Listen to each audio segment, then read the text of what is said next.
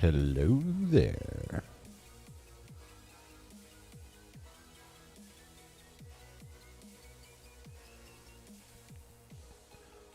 Welcome to the basement.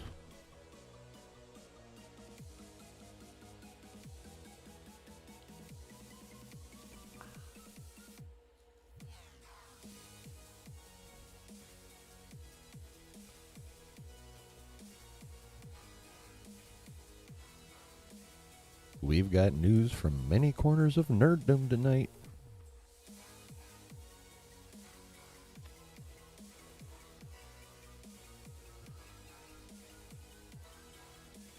Some is less impactful than others, but that's okay.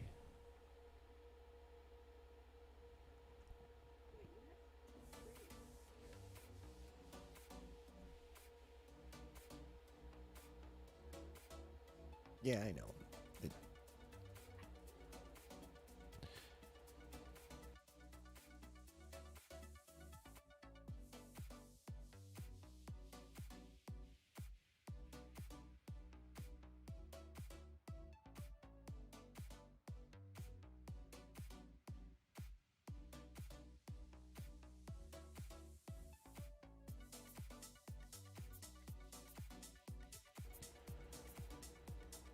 But as per usual,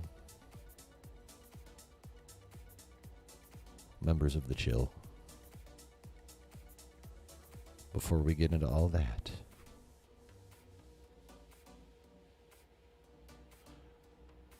grab yourself something to sip on.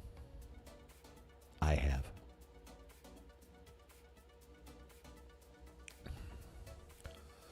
Light yourself something to smoke on, which I finished.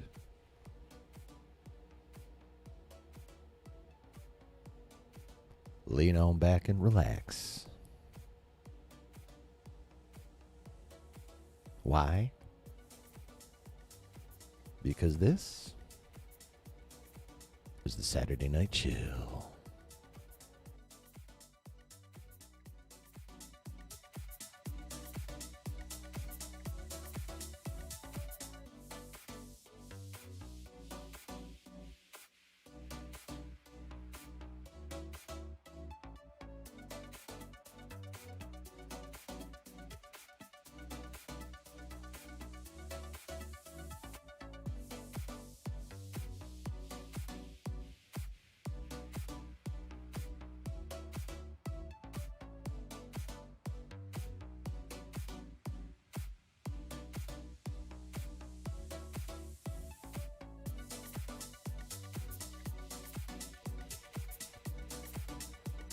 Hello, everybody. Welcome to the basement. Welcome to the Saturday Night Chill.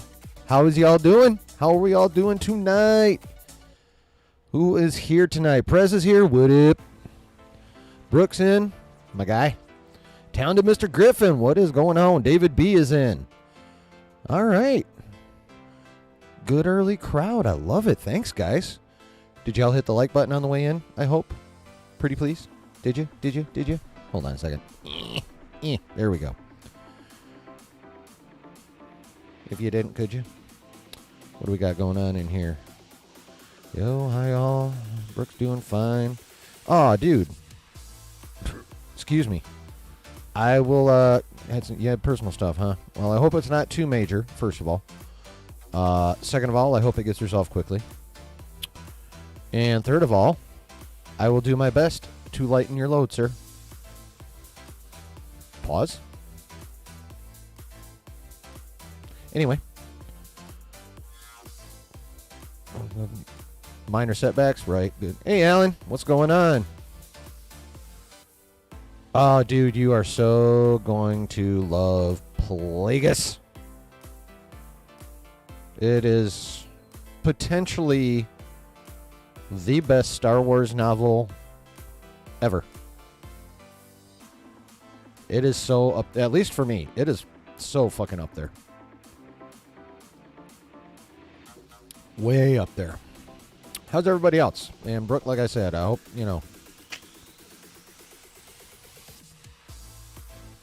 sending love and thoughts your way, homie.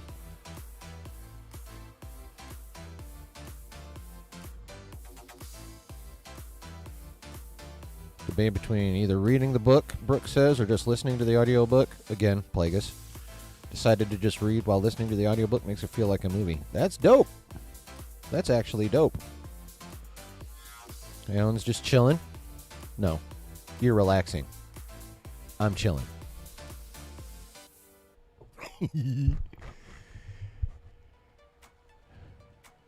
Do.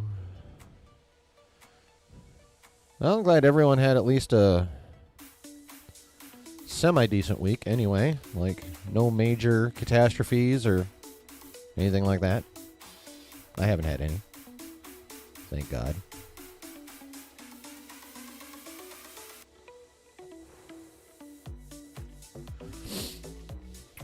So we got a little bitty bits of little things here and there to talk about this evening.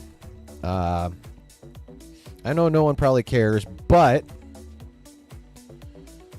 some early reviews for Echo came out the other day.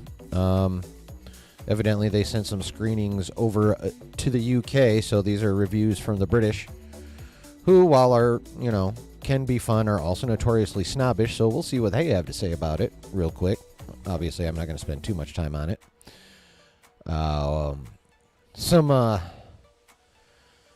Some rather, I would say, earth-shaking texts came out yesterday in Jonathan Major's trial. They do not look good for him at all. I'd already been pretty firm in my belief that we were going to be getting a recast King at some anyway after all this was going, and still hadn't stopped. But those text messages, holy shit! Yeah, we'll be going over those, and we're going to need a new fucking King. And we will go over why. We talk a little bit about James Gunn's DCU and the upcoming Superman Legacy feature. Got a little bit of casting news for that. And, of course, the big one is, believe it or not, from fucking Star Wars, yo. And that is... Now, this is not yet confirmed. Let me put that out there right now. Although, just in case, although I have no idea why the hell, anyone would bother with this teeny-ass channel, but just in case, non-confirmed. But Mando Season 4 going to be a movie.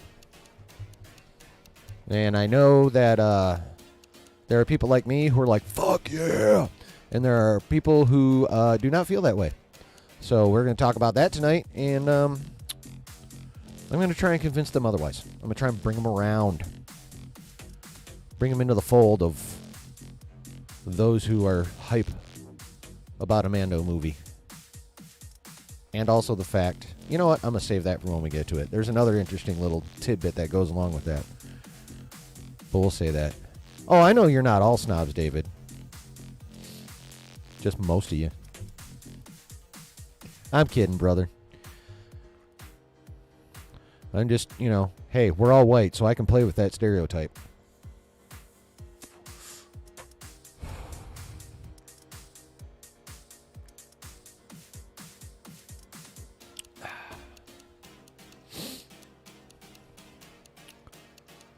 Brooke, I personally like Mando Season 4 being a film, cut the filler stuff, but at the same time I like being able to watch a Mando episode each week. Yeah, no, I'm not saying it's like perfection.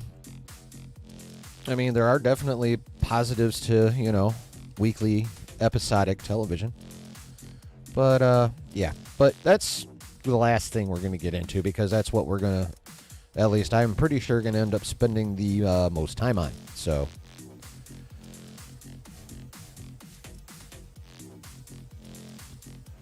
So we're going to start with the minor shit real quick, which is the early reviews for Marvel Studios' Echo, which they are dropping all 5 episodes of in January. So right around a month, we're going to get this show. So let's see what people had to say. All right. This is from the direct, as you can see here at the top of the screen. So, and that's as big as I can get it. Sorry, folks. This is by Richard Nebens, because, firmly give credit where credit's due. Updated December 8th, 2023. So this is yesterday. This is fully updated as of yesterday, as I stumble over my words like the professional streamer I am. Anyway. The first critics to see Marvel Studios' Echo shared their thoughts about the new show coming to Disney Plus and Hulu. Oh yeah, that's right. They're dual releasing it. Although, just real quick, because, I love my digressions. How many of you have noticed the little Hulu thing pop up on your Disney Plus app with the little beta on it? And if you've noticed it, or / have it, have you clicked it to see if it is smooth? Because I have not fucked around with it. So I'm just wondering if anyone has. And while that's being worked out, I shall continue. So, serving as the MCU's first live-action spin-off after 2021's Hawkeye. Really? Oh, spin-off, yes. Echo brings Alaqua Cox back alongside Charlie Cox's Daredevil and Vincent D'Onofrio's Kingpin. Booyah! This series will make history for the MCU in numerous ways. For example, it will debut simultaneously on Disney Plus and Hulu, be the first MCU Disney Plus series with a TV MA rating, which is dope. That part is dope. And utilize a binge-style release strategy with all 5 episodes dropping the same day. Excuse me. Critics saw the first 2 episodes of Marvel Studios' Echo at a preview screening in the United Kingdom and revealed their thoughts about what they saw on X, formerly Twitter, or as I call it, the TwitX. Total Films' Emily Murray highlighted, quote, an incredible and violent fight scene, sweet, from the first 2 episodes that enthralled her, while also praising Alaqua Cox's performance, but she also critiqued the storytelling and pacing. Here's her actual quote. Emily Murray doth say, enjoyed the first 2 episodes of Echo, which had an incredible and violent fight scene I want to watch again and again. Dope. The sound design is fire. The brilliant Alaqua Cox continually draws me in, but I found the storytelling and pacing shaky. Excited to see the rest. Overall, good. I mean, the storytelling and pacing shaky. I don't know about y'all, but it's kind of something we've come to expect as of late, unfortunately. Anyway, but moving on. No Majesty's Paul Klein described the series as the gritty tonic to those looking for something more grounded from the MCU, praising its great sense of Native American culture along with the action shown. His exact quote, if the world-ending stakes of the MCU have you longing for something more grounded, Echo is the gritty tonic. 2 episodes seen, and it's a hard-hitting action thriller with a great sense of Native American culture. Can't wait to see the final 3 when they drop in January. By the way, David, are you familiar with any of these critics at all? Just curious. The Digital Fix's Tom Percival gave Daredevil fans a message to look forward to and Marvel credit for being, quote, violent and dark, although he wasn't 100% on board with all the creative decisions. His actual quote. Saw the first 2 episodes of Echo tonight and have a lot of thoughts. I think fans of Netflix's Daredevil are going to love it. Yes! It's like Marvel remembered it can be violent and dark. Fuck yeah! Alaqua Cox is amazing, although I don't love all the creative decisions, though. I wonder what those might be. But of course, this is probably as much as anyone can say about this movie, because there's always show, but there's always embargoes in these situations for like spoiler reviews, for lack of a better term. Podcaster Terrell Charles described the series as a grounded, character-driven story that teases more coming in future episodes, and he was intrigued by Maya Lopez's heritage while noting that the action scenes are indeed brutal. Fuck yeah. Yes, I like violence. Deal with it. I've seen 3 episodes of 3. I'll bet you that's a typo. Either that or he got privileges no one else did and somebody's gonna get pissed. Anyway, a grounded, character-driven story with hints of bigger things to come. The strong focus on Maya's indigenous heritage and personal history intrigues me. And while some quiet moments slow the pacing, when the action scenes come, they are indeed brutal. More from Charles, because, yeah. All right, Charles continued to note that this show is a Maya Lopez origin story from start to finish, telling fans that the street-level story is quite refreshing following so many multiversal antics. This is a Maya Lopez origin story through and through. Honestly, after all the huge confusing CGI multiverse stuff lately, a gritty, more street-level story is quite refreshing to me, and I'm sure I won't be alone in that thought. No, you probably won't. A lot of people are kind of over the multiverse, but that's mostly, whether they realize it or not, that's because it's been handled mostly like shit. So, Echo certainly has plenty of advantages working in its favor, as fans see a level of violence and rawness they haven't seen from Marvel Studios before. Well, that's an advantage. I wouldn't go with the word plenty. Additionally, with Vincent D'Onofrio's Kingpin and Charlie Cox's Daredevil serving as important supporting characters, okay, that'll help too, Echo will use them as a buffer for fans who aren't necessarily familiar with Alaqua Cox's new heroine. I mean, that's smart as long as they wrote it well. This will also be the first MCU series to operate under the newly announced Spotlight banner, which they need to shelve all that shit, giving viewers, not cancel, just shelve, giving viewers a series that doesn't necessarily tie in heavily to the otherworldly and multiversal shenanigans elsewhere in the franchise. Featuring a widely diverse cast of actors and characters while highlighting a down-to-earth narrative from Maya Lopez, Echo will separate itself from some of the MCU's more highly criticized entries from the past few years. Man, I hope so. After numerous delays pushed Echo into early 2024, anticipation is high to see what the franchise's second deaf heroine will get to do away from big names like Hawkeye and Kate Bishop. Echo debuts on Disney Plus and Hulu on January 10th, 2024. Well, how about that? Today's December 9th, so, 31, 32 days, and we're there. So those are the early reviews on Echo. Not absolute shit. That's a good start. A fair chunk of praising. Also a good start. Again, storytelling and pacing have come up more than once. / creative decisions. Now, obviously, those are more of the subjective parts of a critique, but it's still not like, pleasant to hear. I would love more along the lines of, universal adoration, especially after what we've been getting to this point. But while I wouldn't go so far as to say encouraging, I would say,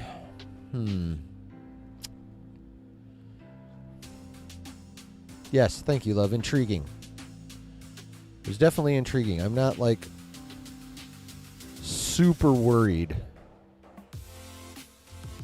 Or anywhere near. I'm not as worried as I was. Because I thought, at least going into those reviews, I thought it was going to be complete Buddha cheeks. But it seems like it will be at least... Well, it seems like worst, it's going to be mid, which is, at least after Secret Invasion, a big fucking improvement. Because that show was fucking ass. Alright, chat, what do we got going on here? Brooke says, oh yeah, they're trying to integrate Hulu and Disney Plus. Might check it out. Yep. Well, they're not trying. They're doing it. They're doing the beta this month, and in March it gets the full rollout. So if you have, I have the Disney Plus, Hulu, ESPN Plus bundle. So I guess it's just going to become the Disney Plus, ESPN Plus bundle, or whatever. But yeah, they're going to be. It's going to be 2 apps in one now. Brooke also says, loving Kingpin's character in the Daredevil show. Pretty badass, especially with an interesting origin story. Yes. Yeah, that was... it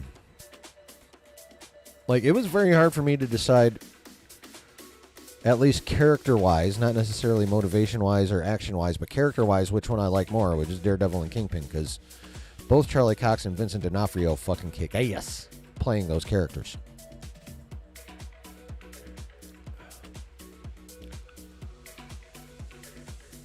David never heard of any of them. Oh, okay. Well, I was kind of hoping, you may have heard of them, so I would know that they were people of, at least known, if not of repute, per se, but it is what it is. Talented Mr. Griffin says, I'm looking forward to Echo. The reviews are promising so far. Yeah. Yeah. Well, I mean, for me, promising is a little strong, but at least in terms of it looking like it's not going to be complete ass, yes, that's promising. That is promising. Brooke says, I'm actually excited for the Echo show reading those reviews. Okay, cool. I'm not going to go so far as to say excited or woohoo, but I'm definitely much more interested in the show now. Like I said, I love the fact it's TVMA. I love the fact we're going to be getting some badass violence. And I love the fact that, like, the lead actress, the lead character is being portrayed quite well by its actress. Like, the fact that Alaqua Cox is being praised so much, I also dig that. So, I mean, if your lead is killing it, the action's killing it, and we know already, since I presume we've all watched the Netflix Marvel shows, we already know Charlie Cox and D'Onofrio are going to fucking kill it, so really it's just going to come down to, like, what's happening around them and whether or not that's stupid as fuck.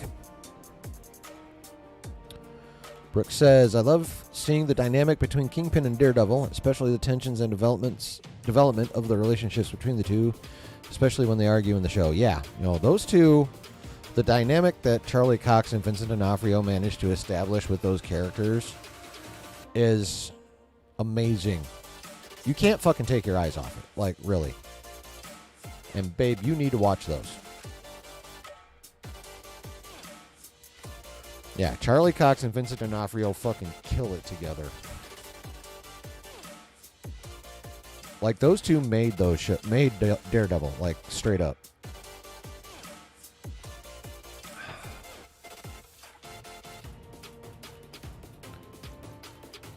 What do we got? David B says, oh shit, I forgot to turn the music down. Son of a whore. There we go. Sorry about that, everybody. David B says, no multiverse and violence is a great start for me. Oh, you know what? I can't even argue with that shit. Like, I like the multiverse, but like I said earlier, they haven't been doing a very good job with it. So, you know what? I got to agree with that, honestly. They need to get their poop in a group. And hopefully Deadpool 3 next summer will prove that they have at least most of it in a bag now.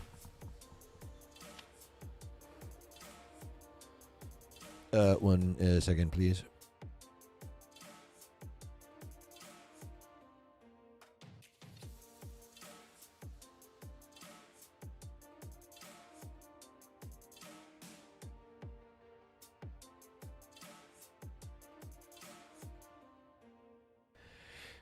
Much better. Ted's Nerd World, welcome in, man. How you doing? We were just talking about, believe it or not, we were talking about fucking Echo. Because the reviews, the early reviews from some people in the UK that got to watch it are not bad. I wouldn't go so far as to say glowing, but they're overall pretty good reviews. You know, some of the creative decisions and pacing and story were questioned a bit, but they said Alaqua Cox is the lead character, as Echo herself is really good. They said the violence is really good. They said Daredevil and Kingpin are really good. So it's going to, again, since you just got here, I will repeat what I just said a little bit ago, which is now it's just a matter of what happens around them being good. That's the part I'm still concerned about.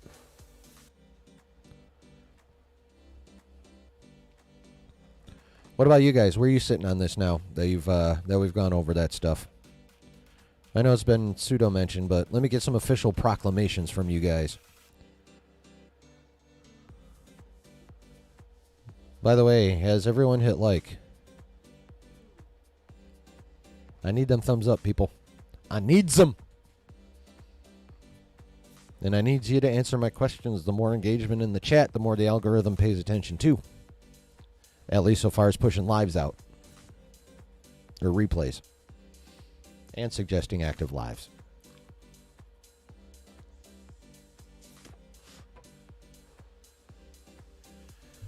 So where are you at? Do you not give a shit still? Are you interested? Are you excited? Somewhere in between interested and excited? Just like whatever, you're going to watch it just to see how it is. Much more excited now, David? Cool. Cool. Yeah, definitely my view on it is definitely risen. I will say that. I can say that for sure. Brooke says more excited but cautiously optimistic. Cool. That's very fair. That's a very fair and even take, sir. Alan Copeland still not excited for Echo yet. I can dig that because we still don't have any we don't have any reviews from this side of the pond yet, and you know we don't all think the same. So it's going to be interesting.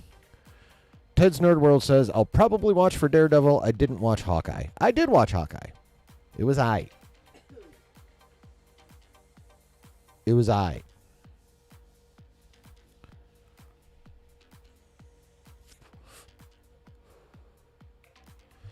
But yeah, so that's the little bit of Echo I wanted to talk about tonight. Now I want to move on to a little DC story we got. Just real quick though, Brooke Chen, I enjoyed Hawkeye. Good Christmas time show for what it's worth. Yeah.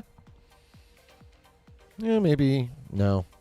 I can't even say maybe I'll pop it on in the holiday season because probably fucking not. I mean, I can't 100% rule it out, but the odds are not in its favor. Very, very small percentage of a chance. But yeah, we have more DC casting news, yo. James Gunn's DCU will feature Sean Gunn. Holy shit, no way. He cast his brother as a major villain previously portrayed by Pedro Pascal. Looks like the MCU actor is switching sides. He is not an MCU actor. He is a James Gunn actor. Wherever James Gunn be making movies, there shall also Sean Gunn be. So, it's official! Sean Gunn is picking up the mantle for the role of Maxwell Lord in an ambitious new DC universe led by James Gunn and Peter Safran. The announcement was unveiled on Deadline, followed by speculation surrounding whether or not Sean Gunn's version of the character will make a formal debut in the upcoming Superman Legacy movie. The character, the publication wrote, again referring to Deadline, will be referenced in the background of Legacy, but will appear in future DC projects. A similar motif will occur for other characters in the new DC universe. The first phase, which is named Gods and Monsters Chapter 1, stay tuned. As of November 2023, the latest installment to the Superman franchise is still set for a July 11th, 2025 release date. Beyond that, James Gunn has already gone public with an extensive slate of programming coming to the DCU, leaving fans hoping for ample opportunities to see Maxwell Lord in action. Pascal previously embodied Maxwell Lord in the 2020 film Wonder Woman 84, which sucked ass. Lord is the primary villain of the Wonder Woman sequel film, who the lasso-slinging superhero tries to prevent from causing worldwide destruction. But Lord's origins in the DC Universe date back to issue number 1 of the 1987 Justice League comic book series created by Keith Giffen, J.M. DeMatteis, and Kevin Maguire. At first glance, he's a cunning businessman and an ally to the members of the Justice League, who is fundamental in orchestrating Justice League International. His unsuspecting charm even won over fellow supes like Blue Beetle and the Martian Manhunter. The jig was finally up for Lord in 1988. In Justice League International issue number 12, we learned that Lord had been doing the bidding of an evil computer in an attempt to replace all world leaders with robots. Though he did end up destroying the computer and breaking free from its influence, it wasn't long before Lord became a powerful foe of his own accord. After gaining a metahuman ability in 1988's Invasion Limited series, Lord began to unleash his mind control powers against humanity. I don't care what DC fans said. I just care what we say. So what do we say about this? I mean, obviously, we're not shocked that James Gunn cast his brother in his new DCU. It would have been literally earth-shattering to find out that he didn't, honestly.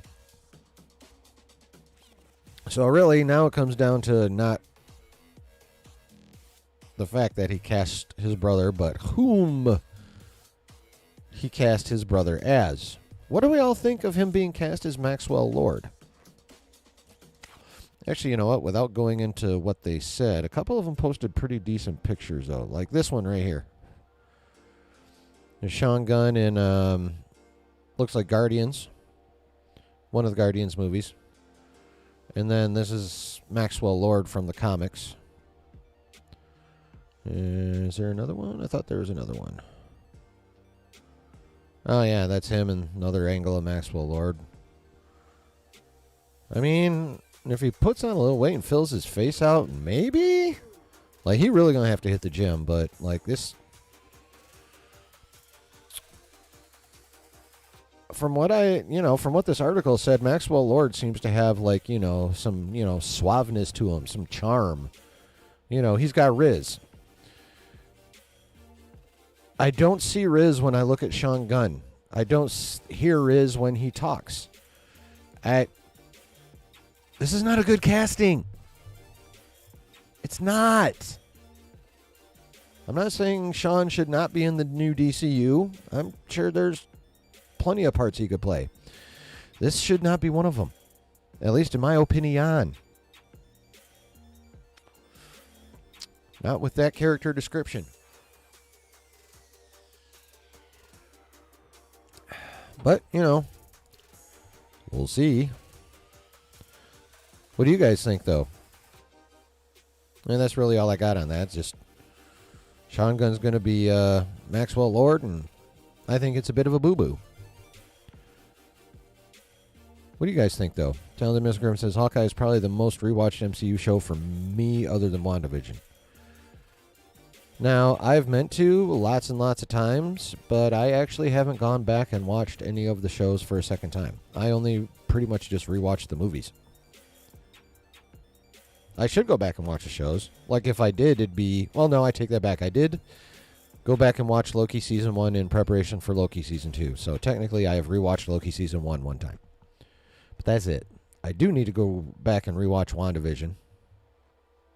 But every time I think about going back to rewatch WandaVision, I just end up watching Multiverse of Madness. So, Tez Nerdworld says maybe he will just be doing the motion capture and they will use some big hunk. Yeah. I mean, that'd be funny. I don't really see James doing that to his brother, but that'd be fucking hilarious.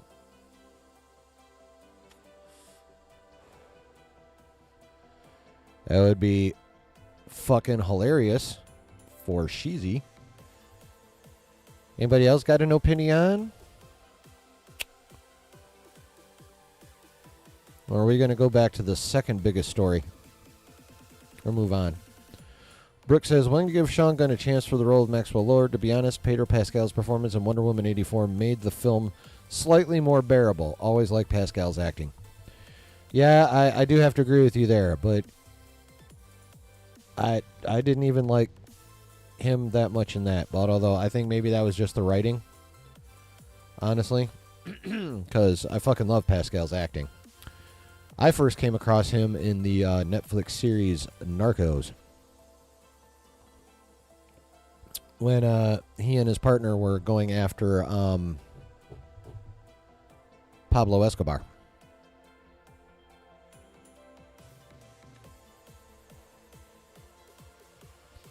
That was a damn fine show. There's 2 seasons of Narcos, and then there's a season of Narcos Mexico, which is about the DEA going after El Chapo after the assassination of DEA agent Kiki Rodriguez, I believe his name was.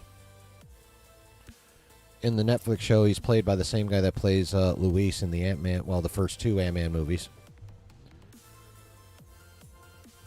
So, yeah. Like I said, it's just a little bit of news. If there's no more strong reactions or, well, any kind of reactions at all, we shall move on to something a little more chunky. Damn it.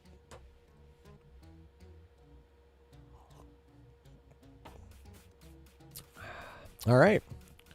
Moving on. Oh, I don't need that anymore. I don't need that anymore. David B. says, Game of Thrones is the first time I saw Pedro Pascal. Oh, yeah. See, I don't think I made it far enough into the show to run across his character. That's a show I need to finish rewatching because I watched it. Well, I started watching it when it was originally on HBO, and then I stopped. I don't remember why. And then I started rewatching it again on a streaming service, and again I stopped. I don't know why. So I really need to get back. I actually haven't watched, I haven't been able to get myself in the frame of mind to watch a show in forever. I just watch, movies or this channel called History March about historical battles, which is really fucking dope. But yeah. Yeah, isn't Pedro the one that the mountain like fucking crushes his skull or something? Sorry, spoiler alert, but wasn't that his character? David? Isn't he the one where the mountain basically, popped his head like a stubborn zit?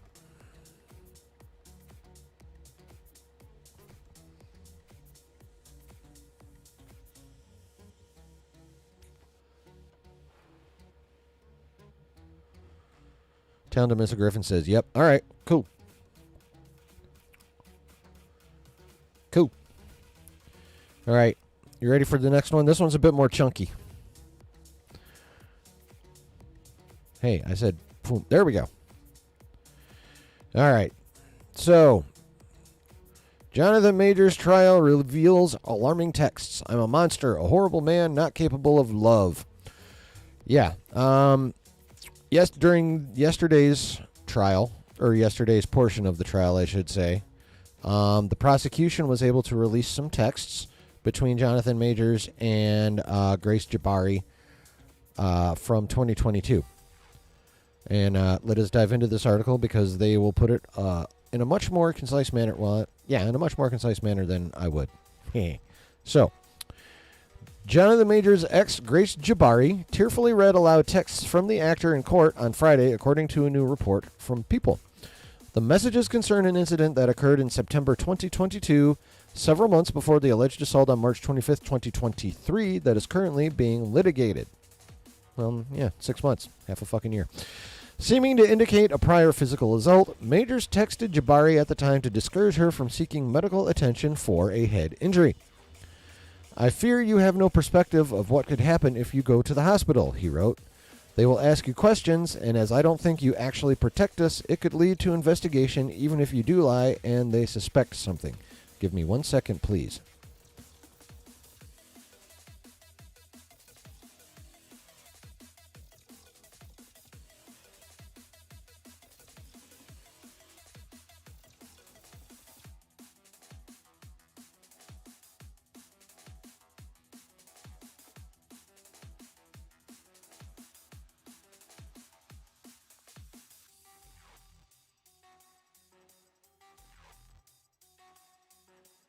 All right, sorry about that. Here we go. Yes, Assistant District Attorney Kelly Galloway reportedly had to step in to continue reading the text to the jury as Jabari could not speak through her tears. The texts continue. I will tell the doctor from Jabari. I will tell the doctor I bumped my head if I go. I'm going to give it one more day, but I can't sleep and I need some stronger painkillers. That's all. Why would I tell them what really happened when it's clear I want to be with you, she replied.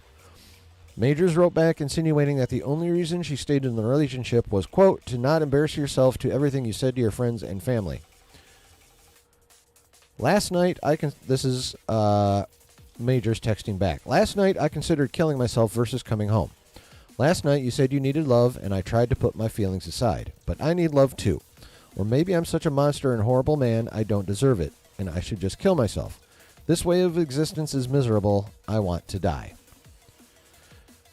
Jabari responds, I will not go to the doctor if you don't feel safe with me doing so or don't trust me to. I promise you I would never mention you but understand your fear. Majors then reportedly indicated Jabari should have hugged him after the altercation, writing, I will probably kill myself. It's not really contemplating anymore. I'm a monster, a horrible man, not capable of love. I'm killing myself soon. Jonathan, you can't say this. I'm going to have to call someone. I'm sorry for not hugging you this morning, Jabari replied later. Adding later, I love you so much. When the defense cross-examined Jabari on Wednesday, Jabari was asked about why she hesitated to tell law enforcement that her injuries came from Majors after the March 25th incident. On Thursday, Jabari reportedly cried when body cam footage of police finding her on the floor of their bathroom the next day was shown to the jury. Per the cut, the judge ruled that text messages from the September 2022 incident helped explain why Jabari was not immediately forthcoming about the alleged abuse. And what is not mentioned in this article is prior to the way the defense cross-examined Jabari on Wednesday, those texts were inadmissible. But the way the defense cross-examined Jabari, the judge ruled they opened the door, as they say in the courtroom, and then so the prosecution got to bring them in. Oopsie. After the text messages were read in court, the prosecution asked Jabari why she initially said she didn't know how she got her injuries. I was scared of the consequences of it, she said. She told the court. Still wanted to protect him, I guess. So there's that.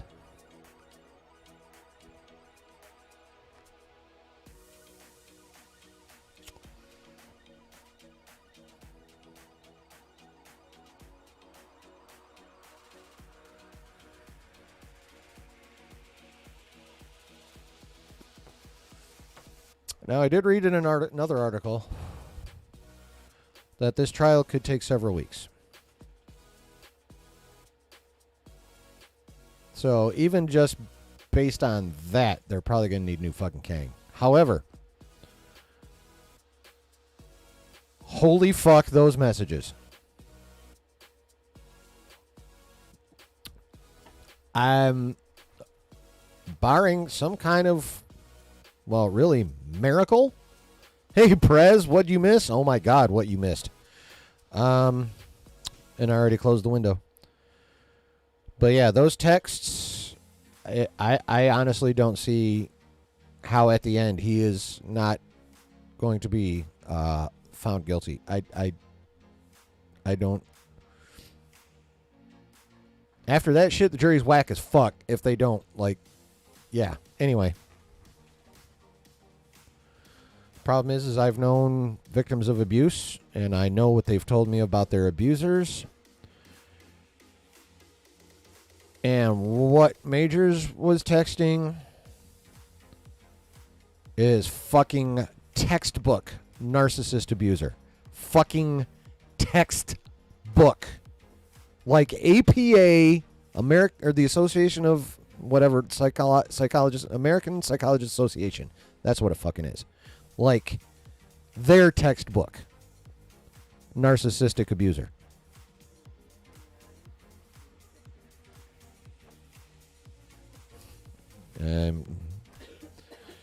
I don't know.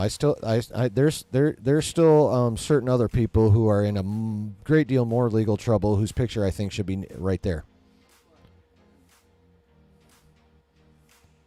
Majors can be right below his, though. Well, Prez, I'll tell you what you missed. Let me TLDR this shit for you. The early reviews out of the UK for the Echo Show are actually not bad. I won't say I'm excited, but I'm definitely a lot more interested in watching the show now, like by a great deal. James Gunn has cast his brother in the DCU, shocker, but he cast him as Maxwell Lord, most recently played by Pedro Pascal in Wonder Woman 84, that really shitty-ass movie. But what we read about the character in the article tells me that that's like not a great casting at all, because Maxwell Lord is basically supposed to be like charming and, you know, walking Riz, and Sean Gunn is not. There's just no other way to put it. So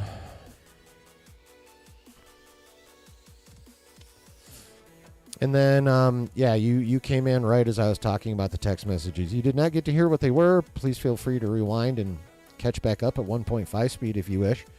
Because, like I said, I closed the window, and frankly, I don't feel like looking that shit back up and reading it again, honestly. It's twisted shit, and I don't want to... I mean, I will talk about it because it has a lot to do with what's going to happen in the future of our beloved IP known as Marvel / the MCU. But I definitely don't want to read that shit word for word again, or I'll have to start drinking a lot faster.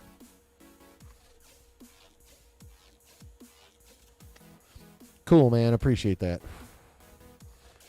It's some fucked up shit. He plays cards that should never be played and are only played literally by people with narcissistic issues. Like, what's it actually called? Like narcissistic personality syndrome, I believe is the technical term. Or disorder. Narcissistic personality disorder. Thank you. Yeah. Yeah, he's got the NPD, along with, unfortunately, a fair chunk of other people out there.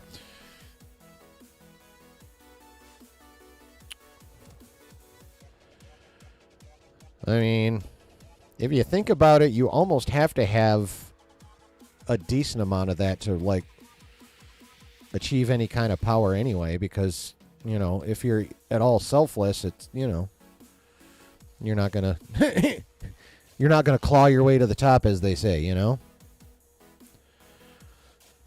I mean, facts are facts. You know, if I may dip philosophical for a few, I know it's been kind of a long-standing joke about how assholes get all the ladies and, you know, you kind of got to be a dick to succeed. Unfortunately, it's almost kind of true. You know? You really don't get into the upper echelons of anything. A, without a shit ton of hard work. That's a given for anybody. But B, without willing to be an asshole. A complete selfish prick. It's unfortunately required. For the most part. There are exceptions, as there are to everything. I can't fucking name any, but I know they're out there just because, you know, statistics. Math does rule all, whether we want to admit it or not, at least, you know, to an extent. So, statistical probability says there are people who are massive successes that managed it without being a complete prick. But they are in the vast minority.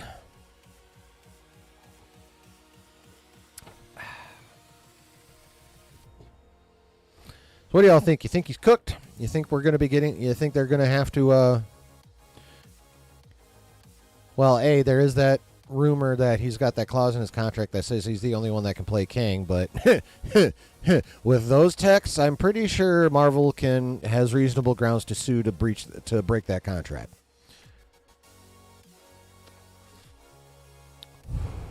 So, Sabersmith, welcome in. Dave Filoni is the one. We're going to be getting to him. Right now, we're talking about how probably extraordinarily well fucked Jonathan Majors is now. So agree or disagree, we're going to be getting a recast Kang probably early next year.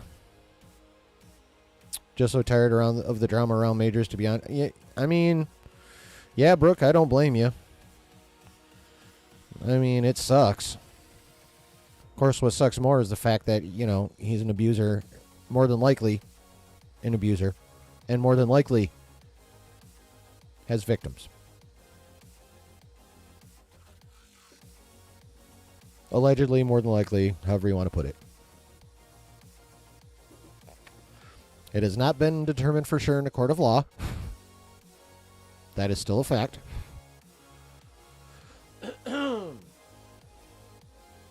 However, with that bit of evidence, barring some weird fucking revelation by the defense, he's looking pretty well fucked right now. Ted's Nerd World. Maybe they could cast Pedro. Ha, ha, ha. Very funny, sir. No, he's going to be Reed Richards. He's going to be a little busy being Reed Richards in Gladiator 2 and in fucking Last of Us Season 2. Although, if they go the route of the video game, he should only be in the first episode, maybe 2. And then he should die horribly.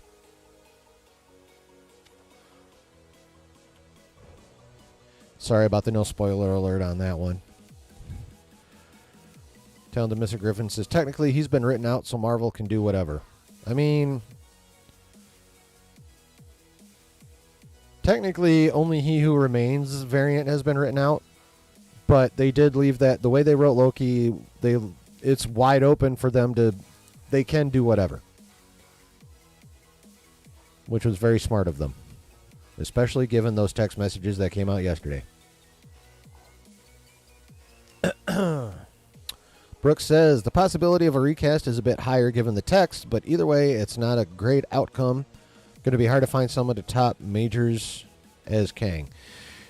Yeah, that is true. Credit where credit is due. He is more than likely allegedly a narcissistic abuser, but the motherfucker can act.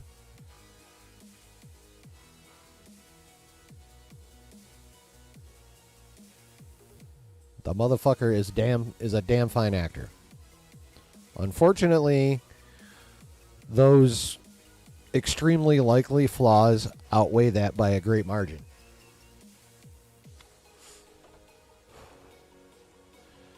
So, but there's some quite good actors out there. I don't know that I don't personally.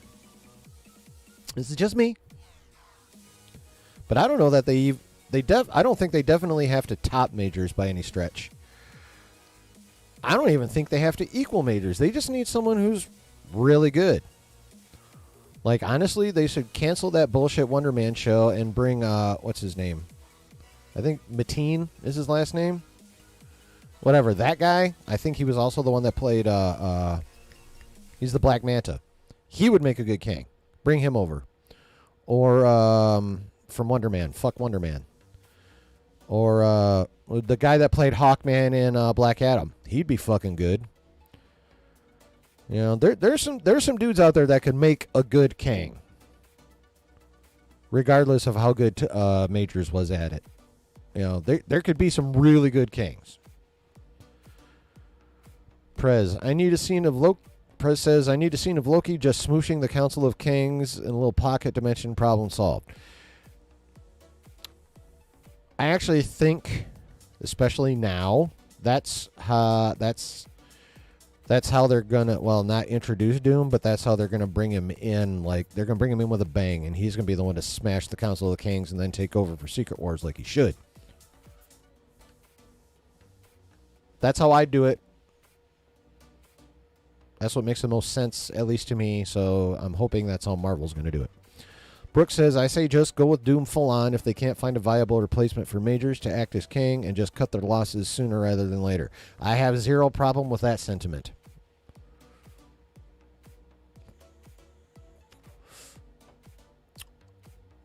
I totally agree with you, actually. However,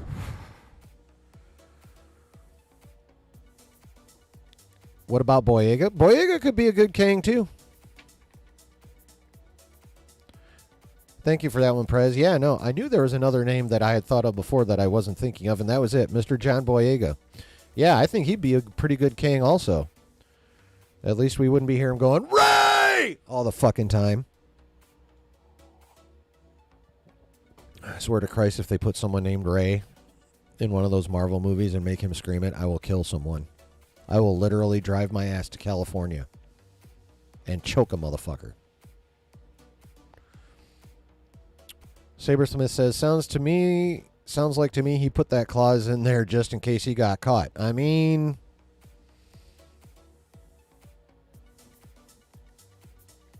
that would not be surprising. It would not be surprising at all. I mean, a narcissist's number one priority is looking out for number one. So, yeah, that would make perfect sense, Saber. I think you may have nailed it, man. I think you may have nailed it.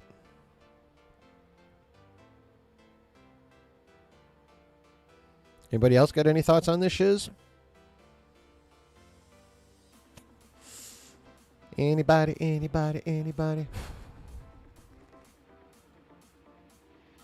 What the hell's playing? I'm check my music here.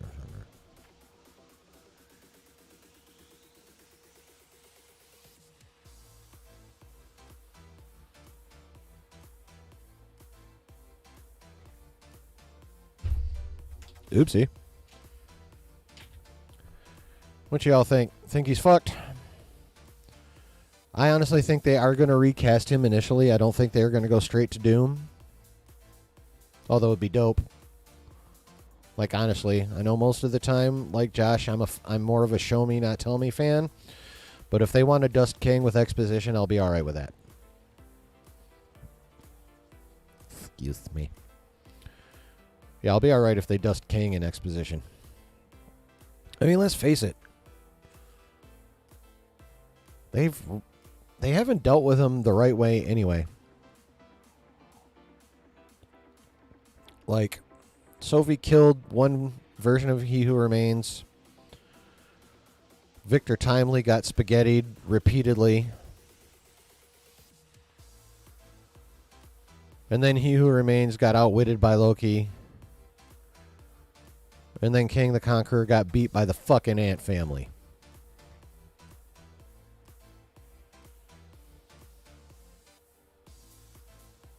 They have not handled King appropriately to this point in the first fucking place.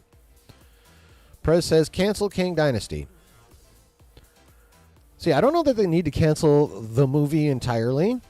I think they should just make it Secret Wars Part 1. That's what I would do. I wouldn't cancel the movie. I would just retitle it and change the story.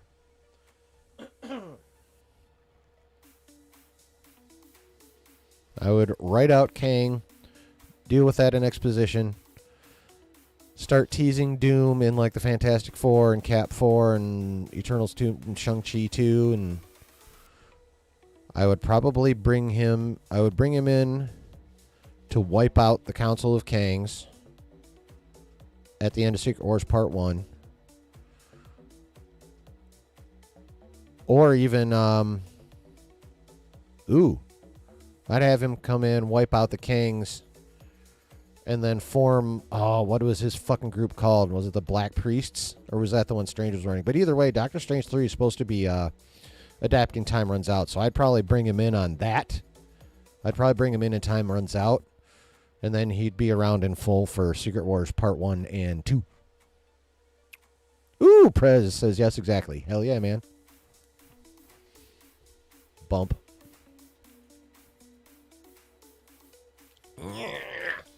Damn random scalp pitches.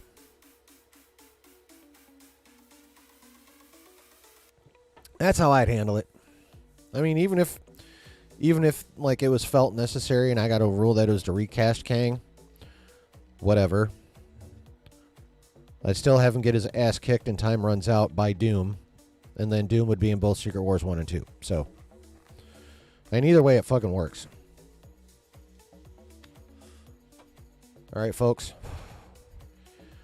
We have reached that time. We're an hour in. My bladder's full and my cup is empty.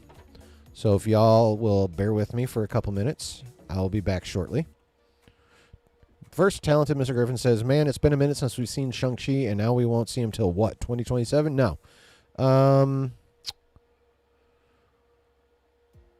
Probably 2026, actually. Because that's going to come out before either of the two of either. Well, you know what? For now, I'll just call them Avengers 5 and 6. That's coming out before either of those two, so it should be early to mid 2026. Should be. We'll see. Who knows? The way things are going, you never can fucking tell about anything anymore. All right. Full bladder, empty cup. I will be right back in a wee bit, and then we will get into the top story of the evening. Mandalorian news, baby. And it's huge. See you in a bit.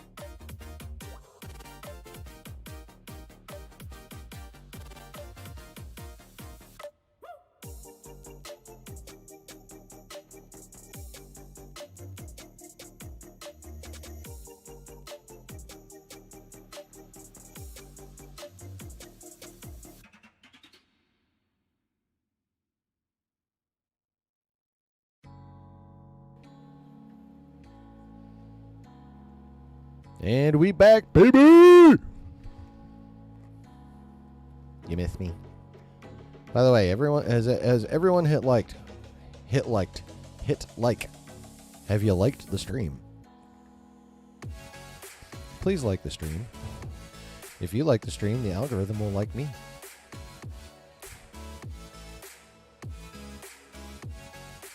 All right. Oh, yes, music. Thank you. There we go. There we go. All right. So, have I gone to see Godzilla -1 yet? No. But thankfully, they've extended its theater run a little bit. So, I still don't know if I'm going to make it, unfortunately. But, I'll be all right.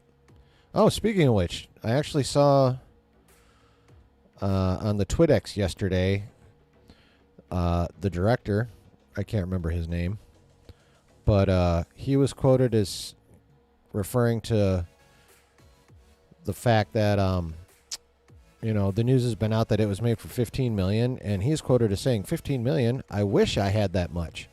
So that means all that badassness that everyone seems to love didn't even cost $15 million. Holy shit. Oh, yeah. How did the class like it?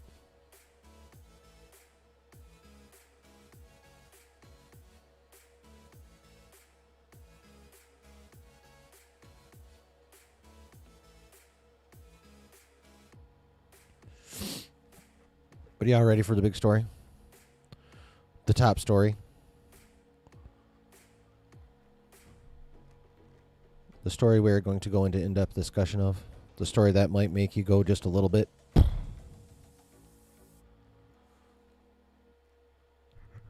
Are you ready?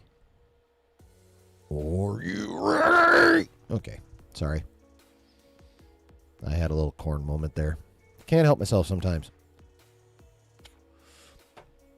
So, on the podcast, on the... Oh, wait. Sabersmith says they loved it. It's all they talked about after. Boat scene was the best part. Yes, sir, Prez. Mando! Yeah, on the hot mic the other night. They all hate you, Mando. But on the hot mic the other night with the John Roca and the Jeff Snyder. Mr. Snyder, as we all are aware, is a longtime Hollywood insider and scooper who has, over time, cultivated some pretty damn good sources. And he had one get a hold of him. And this is still not confirmed.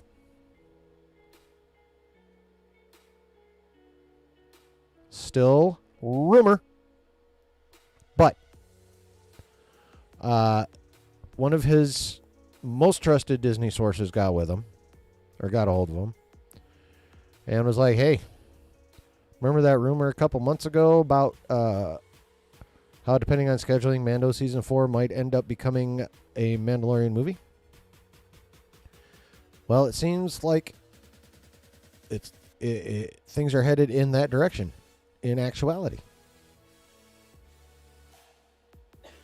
Technically, yes, still rumor. But this is one of those sources where we're basically just waiting, at least the way Jeff described this source. He said where this source is concerned, where there's smoke, there's fire. So, I mean, if you want to dive into that a couple steps, you can basically say, not guaranteed, but if his source is that strong, I'm inclined to believe at this point that we're basically just waiting on the studio announcement. Mr. Griffin says it doesn't seem like John would be down with that. I don't really remember his reaction, honestly. I was more just paying attention to Jeff. At that point, I'm just like, what? So, but yeah. But here's the big kicker. It's not just the fact that it's probably, more than likely, going to become a movie. It's that it's going to be the next movie we see. Sabersmith says they would have to change a lot, but I'm in. Yeah, me too. But do you guys understand what that means when it's supposed to be the next movie we see? Up until that, the next movie we were supposed to see was the Rey movie. Twould seem it's no longer the case. Twould seem we're going to get Mando, which means we're going to get Dave and probably Favreau. Since technically the Mandalorian is Favreau's story. He's the one that came up with the story. And then Kathy put him and Dave together to get her going. But this is Favreau's story. So, and Favreau is, there's been zero news about him going over to Marvel to help out with, the multiverse saga. So it would seem Kathy's keeping him over at Lucasfilm. Obviously for reasons. One of them, as of now, very well could be for that Mandalorian movie.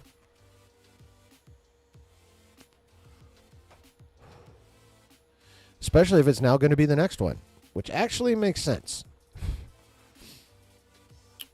One, the Rey movie script is not yet done.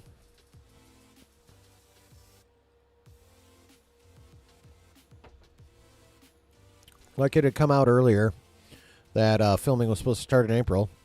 And then like a day or so later, it came out that that ain't going to fucking happen because the script isn't even done yet.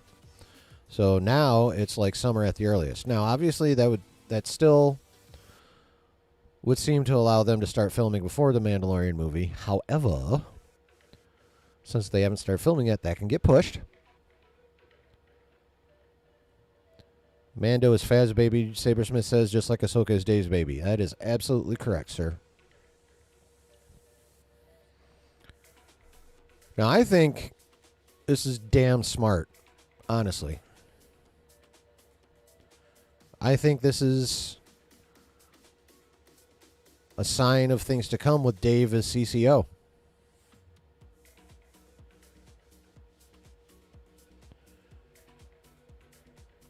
I think at least Dave knows, and at a minimum, if this is going to be the next movie we get, somehow managed to convince Kathy that they need to do things a bit different now. That the sequel hate is still real. That fewer people are interested in a Rey movie that aren't interested in a Rey movie. I think he's convinced her that if we don't get some what we think of as badass Star Wars before we get that Rey movie, that Rey movie ain't going to be worth shit. It ain't going to perform. I mean, it probably still won't perform even if we get the Mando movie first, but if they can get the fandom on some kind of cinematic high, chances are better. Sabersmith says, agree. Brooke says, I think Dave does recognize that with Mando, people don't like the filler stuff, hence why he's potentially planning to make Mando Season 4 to be a film. Good things to come, I hope. That is part of it. Or at least I would think that is part of it. I also think the length of the strikes has something to do with it, because that was one of the key parts of the rumor when it first came out, was that the initial rumor was, depending on how long the strikes go, Mando Season 4, because of schedule compression, could end up having to be a movie. Now, how long the strikes took could still be part of the reason that this is probably happening again. But I would also think that Dave recognizes that, we don't need any more Jack Black and Lizzo.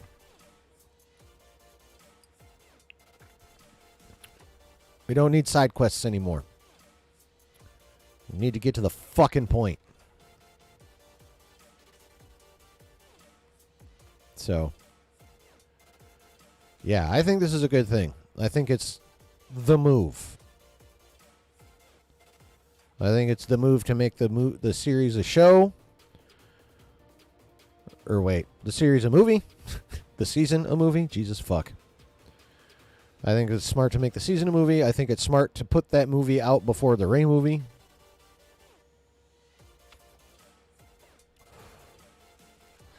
I like it. I like it a lot. I think this is just the first step in, or I think this could be the first step to starting to crank that wheel, get this fucking ship turned around. Obviously, it's not, the Mando movie is not going to fucking save Star Wars. Let's get that out of the way right now. This movie is not going to save Star Wars. Just like Deadpool 3 is probably not going to save Marvel. However, like Deadpool 3 can go a hell of a long way to bringing at least part of the fandom back. Josh over at Den of Nerds said in one of his streams 3 weeks ago that he is firmly convinced that some of those who are notorious hate baiters and whatnot, and people that support them, are probably never coming back. Even if Star Wars / Marvel actually gets fucking, like, astounding again. Some of those people are permanently lost. I say boo fucking who.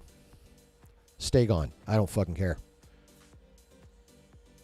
I won't miss you. Overall, the fandom won't miss you. Stay in your little fucking hate caves and gnaw on your own goddamn livers.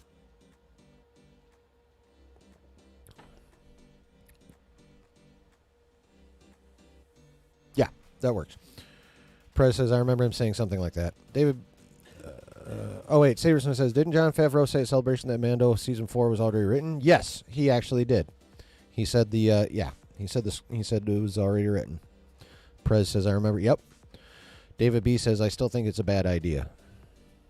Well, I mean, there are a myriad of ways in which this could go wrong. I mean, let's face it. This is still Lucasfilm. And the final say, the absolute final say, still does come down to Ms. Kennedy. So, yeah, there's plenty of ways this could end up going not well.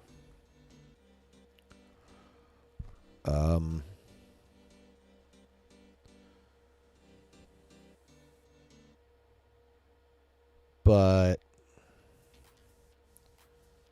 I think with Dave and John working together, and if the two of them actually, suck it up and, like, do their absolute best to keep Kathy out of it. Which, Mr. Griffin brought that up earlier. I think the writing for Season 3 was more studio intervention than Favreau. I think that has a lot to do with it. Although, I don't know if it was so much intervention as just John being sick of Kathy's shit and just being like, all right, here's your fucking show. So I guess intervention still works, but I don't know if it was more like, you have to change. I don't know if it's intervention in the form of you have to change this, and this, or more like John finally at his breaking points, like, you know what, fuck it. Here's your damn show. Brooke Chen says, turnarounds take time. Yeah, just focus on getting a majority of the fan base. Should be enough to bring life back to a stagnating franchise. Yes. Yes.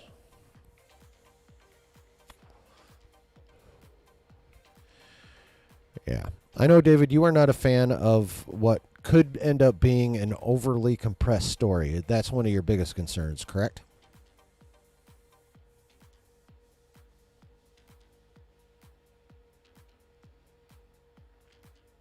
And also Sabersmith, yes, John did say that Mando 4 is already written.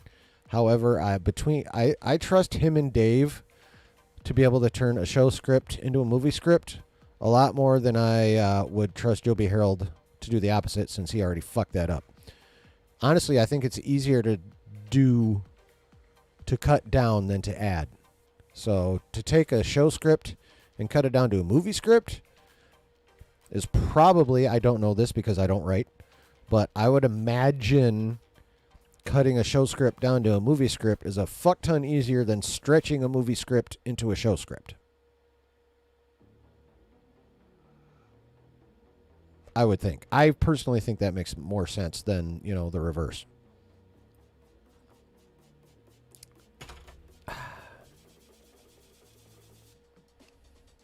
But yeah, I mean, if I do recall one of your thoughts about that, David, that is a risk.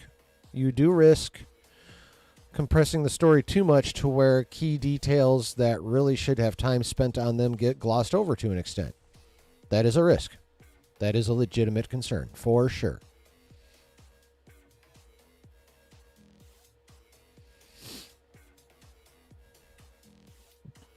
But for me, at least, based on scheduling, based on the way season 3 went, and honestly, that's another thing. Based on the way season 3 went, how many people are actually going to show up for season 4? I know that's still a risk, but there's something about a cinematic feature that tends to get the blood going more than like a TV show. I think overall, obviously, it comes down to the person, but excuse me, I think overall, people in general get more pumped for what they think will be a badass movie than what they think would be a badass show. There's just something about movies.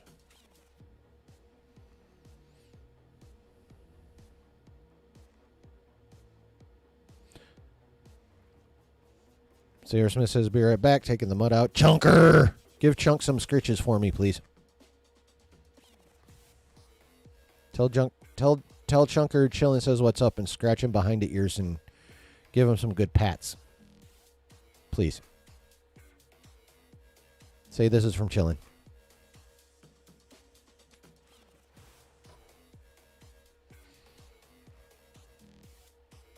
But, yeah, I mean, writing's been the problem. I mean, there's while Ahsoka was really, really good, and again, the best Star Wars we've gotten on Disney, period, since Mando Season 2, except for maybe the first season of Tales of the Jedi. But, yeah, I mean, for the most part, writing has been an issue, and They could write the fucking movie badly. It's possible. David B says, doesn't Pedro Pascal want out anyway? Because isn't he just doing the voice work now and other people play Mando? It could be an excuse to finish the program forever. I mean, yeah. I mean, they can't. I know Favreau has said he's got like a lot of story he wants to tell. So, I mean, honestly, I don't see Pedro turning down a Disney check just to hop in a booth and do voice work. After everyone else does all the hard work in the armor. Like, I don't see him finding that to be a bad deal. Honestly. I mean, money doesn't get too much easier than that. So, I mean, his biggest gripe is never having to take the helmet off, and if the stunt guys are willing to never take the helmet off, I'm sure he'll be fine doing voice work, for as long as the character of Din Djarin exists. And there's no way he's not going to be in the big crossover movie, because this isn't going to be the crossover movie. This is replacing Mando Season 4. So this isn't the Filoni movie that was announced along with the Rey movie and the Dawn of the Jedi movie at Celebration or whenever that got announced. This is a fourth movie. David says, not me, a great series can be just as good and exciting to look forward to as a movie. Yeah, no, you're right. I was just saying in general, I think that's the case with, people in general. There's definitely not everybody. Definitely not everybody. There are people that prefer TV to cinema. Like, they hate movies. It's just the way it is. But I'm just saying, overall, Definitely not everybody, but I think more than not get geeked over what they feel is going to be a blockbuster movie than what they feel is going to be a badass TV show. Prez says, what if they're doing a movie with Mandu and Grogu and then season 4 will feature Bo-Katan? Well, I mean, if they do a season of Mandalorian after the Mandalorian movie, I mean, it's possible. Honestly, I think Bo-Katan would be in the movie.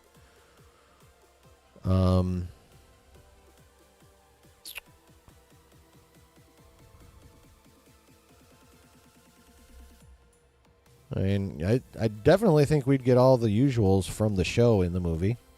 You know, from this last season where they melded everybody. I think obviously we would get Din and Grogu. I'm pretty sure we'd get Bo. I'm pretty sure we'd get like all the main Mandalorians. Then the usual, the faceless extras. But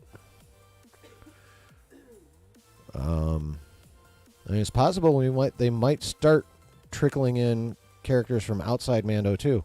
They could bring Ezra into that. I don't know that they'll bring Thrawn into it per se. I think they will save him for the big crossover movie that was announced first. I feel like they could end up dealing with lower ranked Imperial remnants though. And maybe they'll tease Thrawn at the end, Marvel style.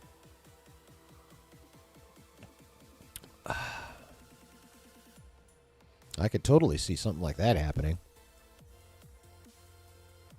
Press says, so Bo will be in Mando, but will Mando be in Bo? Actually, Katie Sackhoff addressed that in an interview, a little while ago. She said that was just a joke between her and one of the producers. But, people started shipping it anyway, but it was never actually a real consideration for the show. Like, that was all fan-driven. Like Luke Soka. It's still just fan-driven. But yeah, there are absolutely zero plans for Bo and Din to clank Beskar.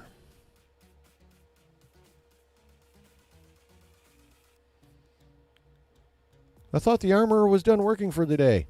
It's not the armorer. Clang, clang, clang, clang, clang, clang, clang, clang, clang.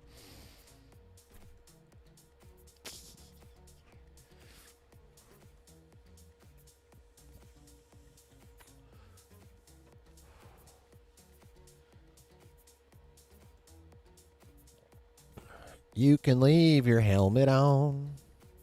Clank, clank. Yep.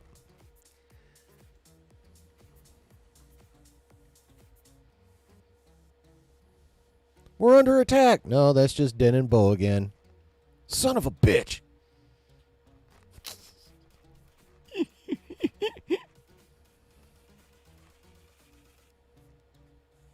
Yeah, that was a good one. Yeah, thank you, Prez. Appreciate that.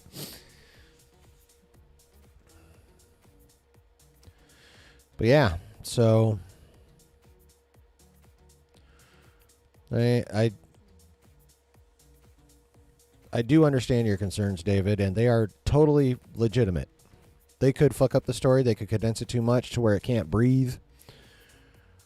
It could end up being just as lame as most of the Star Wars we've gotten, and that would be a severe bummer because that would literally kill the franchise before they could. That would be the final nail in the coffin even before the Rey movie could be, which would be a damn fucking shame.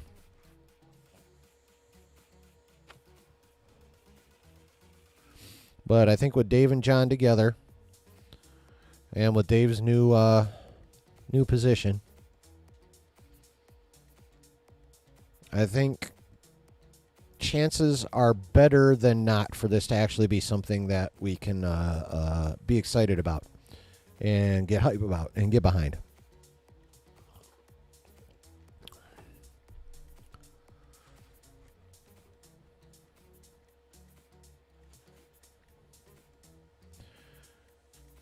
What do y'all think, though? I know, David, you don't like it.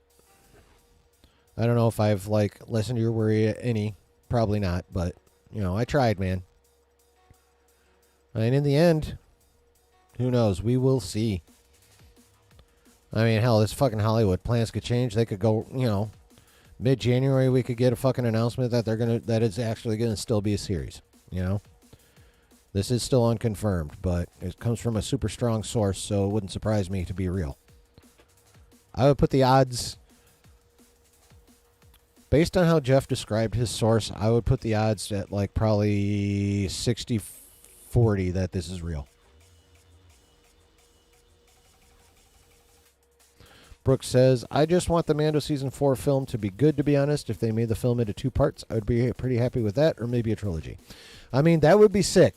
Considering what they have planned, I don't really see that happening, unfortunately.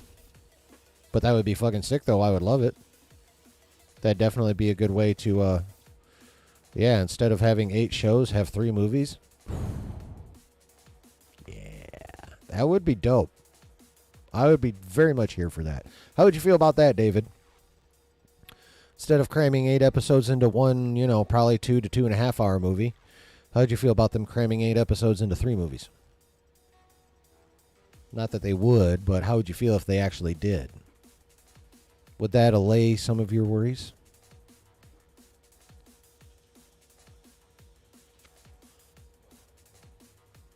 That's actually a really good idea, Brooke. I like it.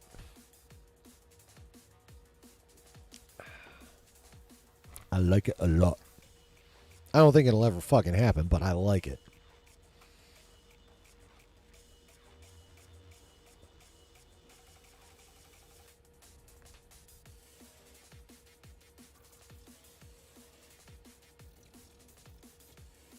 And obviously we shall see.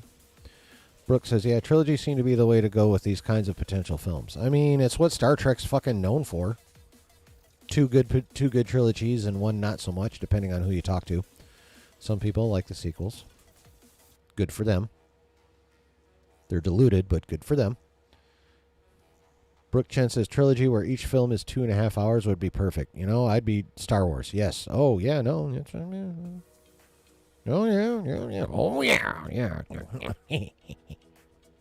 Yes, definitely.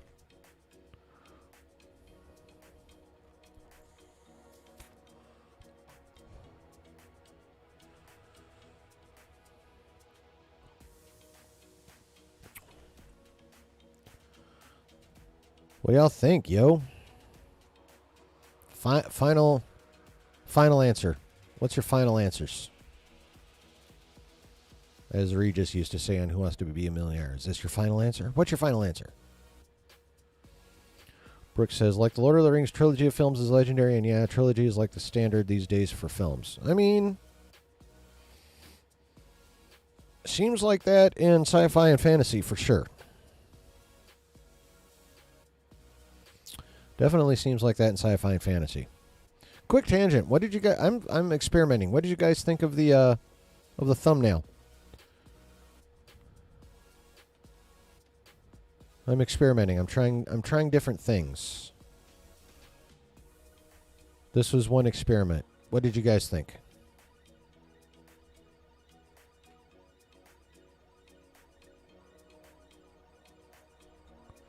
Prez says, as long as the movie redeems Boba Fett and doesn't shit on him or Mando, I'm fine with it. Yeah, that is another thing they could do in the movie. I didn't even think. I should have thought of that. Good job, Prez. Thanks for that. Yeah, this movie would also be a good chance. Well, the series, if it was a series, that would too. And God, I really hope they do. Either way they do that, you're right. They really need to redeem what they did to Boba Fett in the Book of Boba Fett. They need to bring him back to being a badass as soon as fucking possible. Brooke says, like the thumbnail, I think it does a good job of attracting new potential viewers. Talented Mr. Griffin says, I forgot what the thumbnail was. Well, instead of color, I kind of I grayed out the base of the thumbnail, and I changed the lettering up and some of the coloring I use in the lettering now, too, because the background was different. So, like I said, I'm experimenting, because my thumbnail game does need upping. My thumbnail game needs a glow up like a motherfucker. For sure. But I've got a new program and I'm just playing with it right now. I'm experimenting. I mean, the last few thumbnails I did were what I basically would have done on the older program for the most part, but now I'm trying to branch out and experiment and get them to pop. Brooke says, I like the words over the thumbnail. This shit is wild. That would easily attract new viewers. Yeah. Doesn't seem to be right now. David B says, no better that 6 hours of Mando in 3 years if they release one film a year, or in the same time, over 20 hours of series. I know what I prefer. Well, I mean, the series you'll only get, like, you get 8 40-ish minute episodes, so you're getting like 7 hours of series in total, give or take. But yeah, you'd still be getting that faster. You'd be getting that in 8 weeks. I think Justin made a pretty cool thumbnail that one time. Yes, yeah. I'm trying to figure out how to get thumbnails like that on this program. Is basically what I'm doing.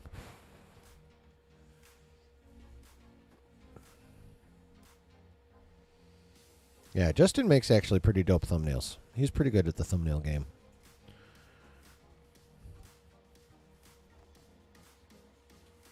I'm trying to up mine.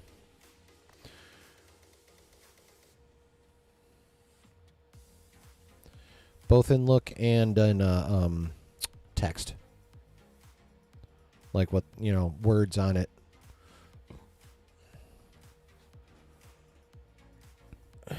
It's a weird road when it comes to the thumbnails, because you want to walk that line of like being clickbaity but not being like, clickbaity. You know what I mean?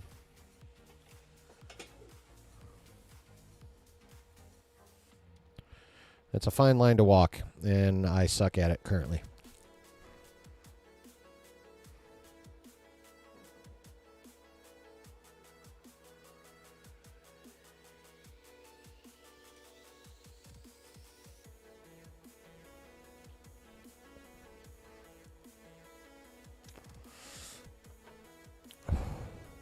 I think one of the other things about this news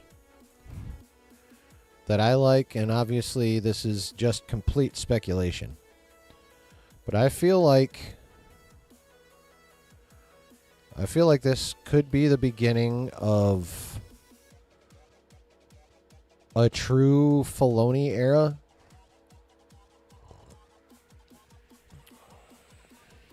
Where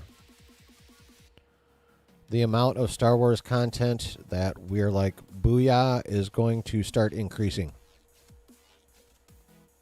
And I think this is the first step. I think this is the first sign of what Dave wants to do.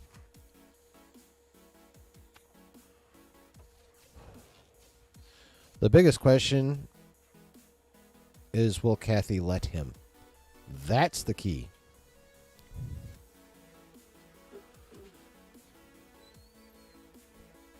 That's the real key, is how much will Kathy let Dave? I'm fairly confident if Dave is allowed to Dave, we're going to be pretty happy fans for the most part. But that's the big question. Will Madam Kennedy allow Dave to Dave? And also, will she dip out next year when her contract is up? Because that's actually also something I think that's riding on this too. Because I've heard one of the main reasons that she has not been shown the door is because they can't find anyone who wants that fucking job. AB says, has anyone seen Book of Boba Fett Season 2 trailer, or have I just imagined it? I don't want to seem like I'm pooping on you today, bro, but I think you'd imagine that shit. I mean, there's probably some fan-made trailers out there, but there's definitely nothing from Lucasfilm.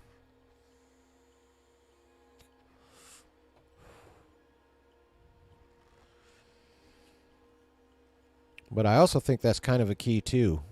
Although, now, because still, no movie is going to come out till 2025. Although, okay, so if things are looking, like production's looking really, really good, and,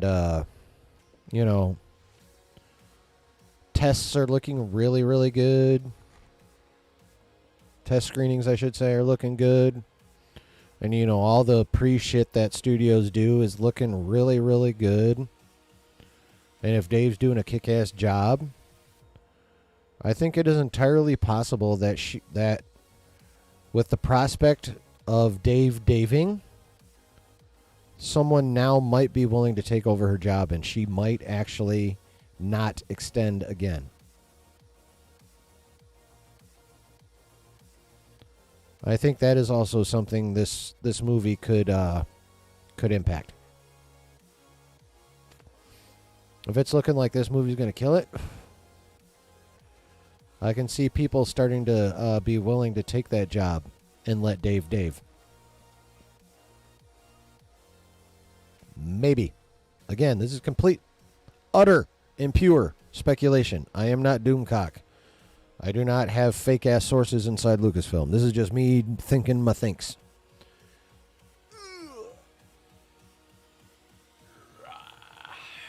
Okay. But yeah, I think that's another thing this movie could affect. If things are looking really good coming up to when Kathy's contract expires, I think that job could actually become, if not outright tempting, at least not look as horrible as it looks right now, and someone might be willing to fucking take it.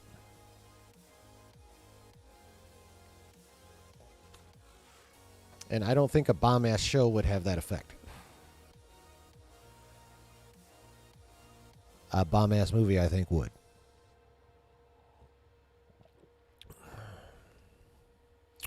Brooke Chen says, I remember seeing a few rumors for Book of Boba Fett Season 2 last year. Yeah, there's a little chatter. I wouldn't mind if they made a Season 2. Season 1 was mediocre. That's for fucking sure. But still kind of want to know what happens next for Boba. Yeah, no, I want more Boba Fett. Like, for sure. There's no way I don't want more Boba Fett. I want more Boba Fett. I want more Temuera Morrison playing Boba Fett. I just want them to write him correctly. That's all. Make him badass again. Give him his oomph back, man.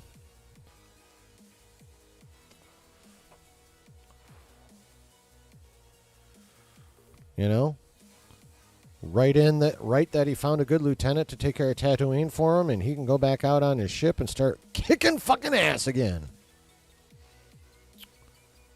That's what they need to do. Brooke says, would love to see Windu return and fight Boba. I remember rumors about... Sorry, the heart's blocking part of that. You remember rumors about what that were crazy. Yeah. Oh, maybe you meant to type that instead of what. Yeah, that would be wild, but I don't see Mace Windu... I don't think we'll see Mace Windu again in Star Wars. Yeah, I got you, bro. But I don't think we'll see Mace Windu again in Star Wars outside of fan films. I mean, it'd be dope. If anyone would bring him back, it would be Dave. I'm sure he would talk to George about it first, but honestly, I don't see that happening outside of fan films, though. I mean, I know Disney is putting out a book about him, but it's not. It's still pre-Revenge of the Sith. Brooke says, I think Windu is going to be in Theory's Vader fanfic episode 2 film. I'm hyped to see a fanfic duel between Windu and Vader. Yes, no, he most definitely is. Yeah, we are going to see... Now remember, Theory's doing it animated this time. It's not like live. So, but yeah, I think we're going to see a pretty dope-ass duel between Windu and Vader. Faux show. There will be badass lightsabery. There will be badass force powers. I mean... Theory's been associating with people lately that I really wish he wouldn't, but I have full confidence in his ability to give us a badass fucking fan film, for sure.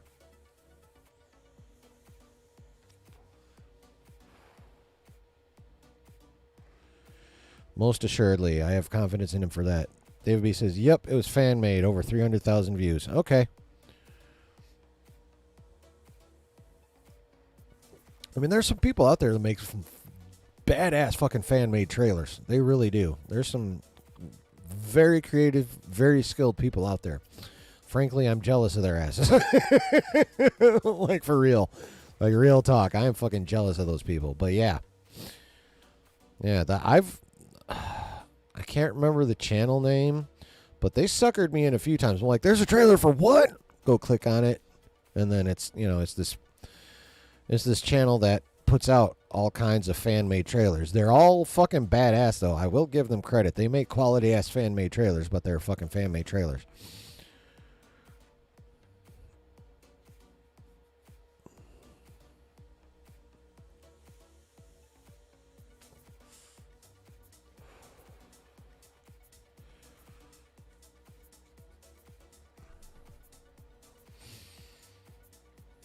Yeah, I believe it cracked 300,000 views though. Was it dope? Was it a dope trailer? Was it a dope trailer at least though? Did they do a good job with it?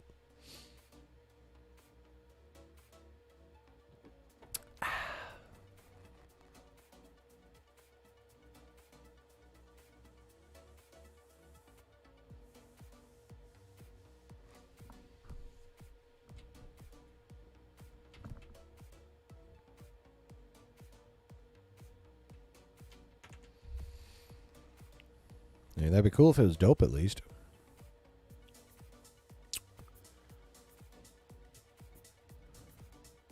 Yeah, Boba definitely needs a redemption, and that would be something I would love to see in this movie. Or, if it stays in a show, I would love to see them cameo his ass in there and give him his badassery back, for sure. I mean, we got 2 episodes of basically The Mandalorian in the first season of Book of Boba Fett. That was only really 4 episodes of Book of Boba Fett, and 2 with Din and Grogu and Luke and Ahsoka. So, you saw one for Stargate, was awesome. Ugh. Yeah. I think actually a fan-made Stargate trailer is one of the ones that suckered me, because, you know, Stargate.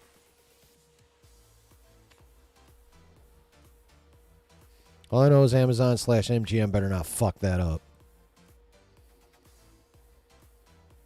Because the last thing I want to see is yet another one of my own personal beloved IP, and Stargate is one of my beloved IP.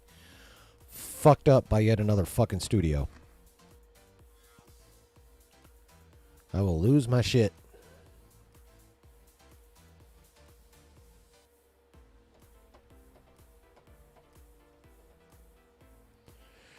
But yeah, I want them to get on fucking track with that shit, but I also do not want them to fuck it up. Dave B says, "Yep, they took best parts, sliced it together, and made it look exciting." Nice, very nice.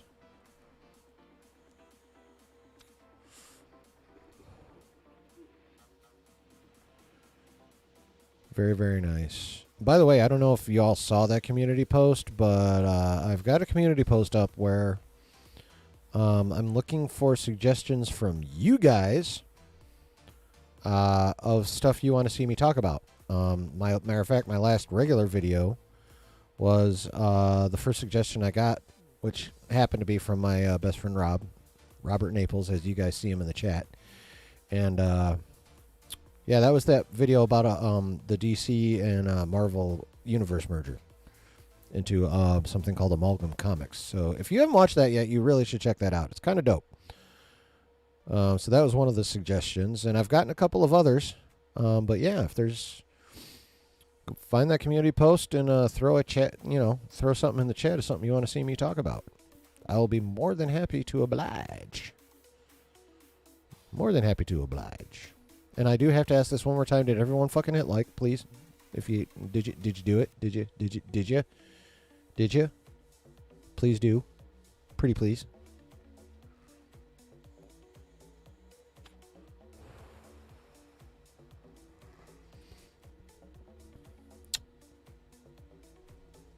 Yeah, I'm definitely ready for fucking Stargate to be back.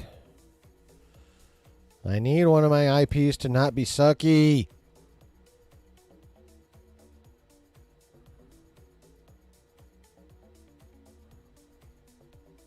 I'm tired of watching older stuff to enjoy the shit and to enjoy my stuff. Like, I gotta watch phases 1 through 3 stuff for my Marvel. I gotta watch, stuff timeline-wise prior to the Return of the Jedi. Well, no, that's not true, because Ahsoka's cool and Mando's cool. I gotta watch stuff prior to fucking the sequel trilogy.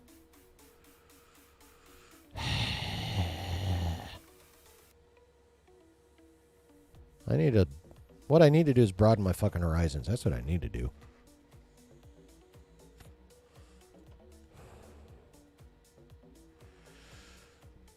That, and I need James Gunn's DC shit to be cool, too.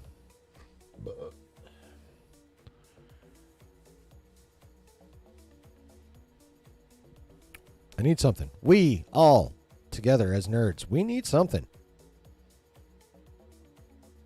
Like this shit ain't hitting, man. Rebel Moon needs to be good. We need something. I know Josh is super hype on Rebel Moon. I think it looks dope as fuck. I'm very excited for it. I'm glad it's December. What's today? The 9th? Yup. So yeah, that comes out what? 12 days? Yeah, because it comes out 2 weeks from just this past Thursday. 10 p.m. Eastern Time, 7 p.m. Pacific Time. So that probably makes it like what? Midnight or 1 your time, right, David? Which kind of sucks. But yeah, I'm definitely looking forward to that motherfucker. Josh is having a watch party for that bitch. I'm staying up late that Thursday night. Faux show.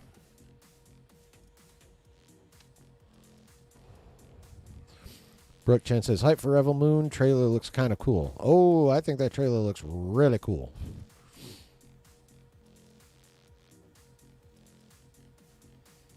I am quite excited for Rebel Moon. I hope it lives up to my excitement. Because let's face it, Zack Snyder is a badass director, but it is facts that he is much stronger with visuals than story, so we shall see. But the Snyder Cut was dope. I loved fucking Man of Steel, so for myself, I'm not too worried. I think I'm going to be quite satisfied with Rebel Moon. Based on Man of Steel and the Snyder Cut. So, something else. Doesn't something else come out this month? That's not like on our normal nerdy shit, but sort of is, but isn't. Is that it?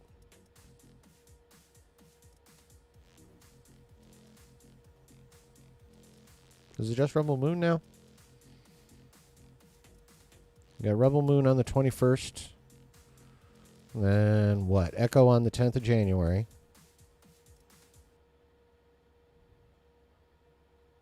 And I know so far as the real MCU goes, we get Deadpool next year. Sony's fucked up movies, we get like 3 of those next year.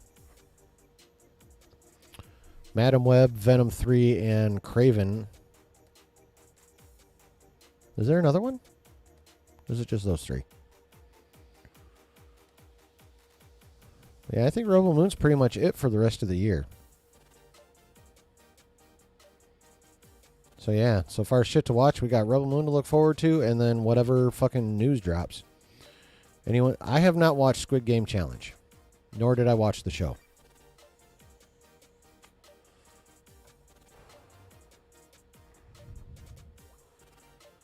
Have you watched it? Is it cool? Do you recommend it?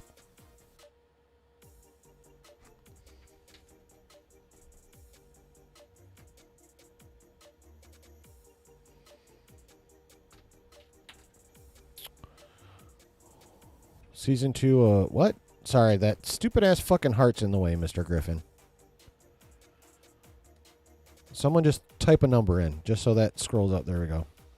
What If Season 2? Oh, yeah! Is that this year?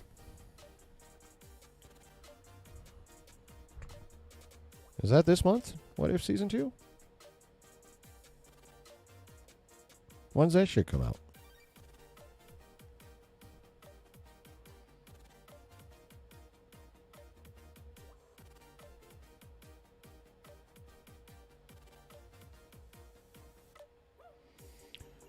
Oh, yeah, that's right. One a week, or one a day, starting December 22nd. Yes, that's right. Cool. And that's... Oh. All right, so that drops the day Rebel Moon was originally going to drop. Interesting. Interesting.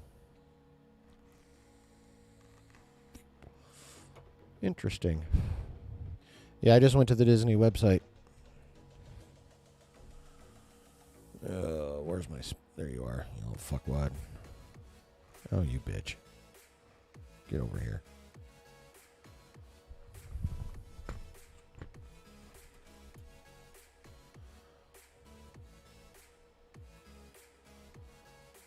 No, no, no, no, no, no, no.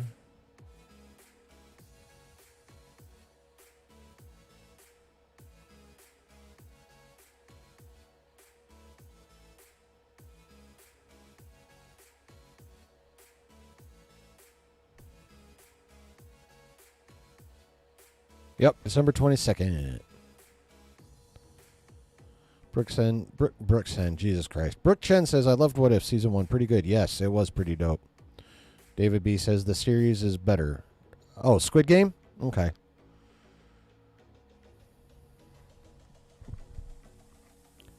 Yeah, I've watched neither, so...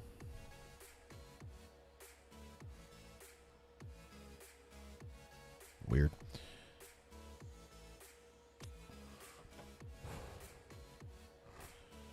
Yeah, if any of you guys are into historical battles, like straight up, you should check out History March on YouTube. It's all one word.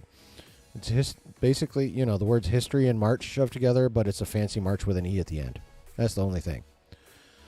But yeah, it's dope. It's like kind of my go-to. It's like, all right, I don't have time to watch like a whole episode of a show or a whole episode of movie or a whole movie or whatever, but... You know, those videos are only like, 10 to 20 minutes long, so knock out a couple of those and go night-night. Pretty sweet, in my opinion.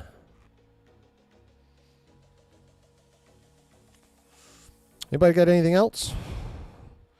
Questions, concerns, thoughts, what have you? Statements?